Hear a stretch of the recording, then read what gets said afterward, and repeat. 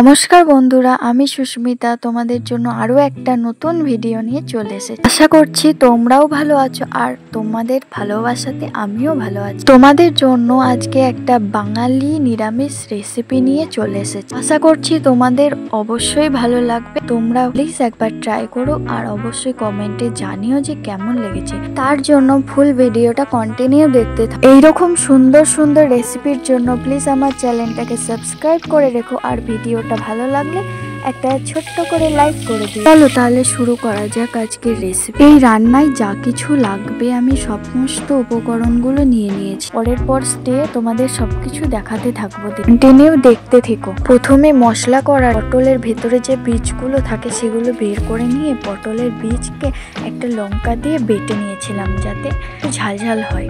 তারপর একটু গুঁড়ো মশলা দিয়ে, যেমন একটু হলুদ, রেড চিলি পাউডার দিয়েছিলাম অল্প করে। পুরটা আরো যাতে টেস্টি হয় তার জন্য একটা ভাজা মশলা দিয়ে জিরে, ধনে আর শুকনো লঙ্কাকে একটু শুকনো কড়াইয়ে নেড়ে নিয়ে বেটে নিয়েছিলাম। স্বাদ অনুযায়ী নুন দিতে হবে, অল্প একটু চাট মশলা দিয়ে ভালো করে কষিয়ে নিতে হবে পুরো মশলা। ওই মোটামুটি ধরো 5-10 মিনিট ধরে কষিয়ে নিতে হবে পুরো মশলা। আমি মশলাটা কড়াই থেকে নামিয়ে নিয়ে পটলের ভেতরে থেকে বীজ বের করে রাখা যে পটলগুলো ছিল সেগুলো ভালো করে ডিপ ফ্রাই করে ভেজে নিয়েছিলাম। পটলের ভেতরে সব মশলাটা চেপে চেপে ভালো করে পুরটা ভরে দিয়েছিলাম। তাহলে চলো এবার গ্রেভিটা বানিয়ে নেওয়া। আবার কড়াই বসিয়ে দিয়ে তার মধ্যে অল্প একটু তেল দিয়ে গোটা গরম মশলা ফোড়নে দিয়ে দিয়েছিলাম। ওই যে পোস্ত বাটা দেখেছিলে, পোস্ত বাটাটা দিয়ে দিলাম। বাটি ধুয়ে একটু জলও দিয়ে দিয়ে তেলের সঙ্গে ভালোভাবে পোস্তটাকে একটু মিক্স করে নিতে হবে। পোস্তটার জলটা যখন শুকিয়ে যাবে তখন তার মধ্যে একটু হলুদ,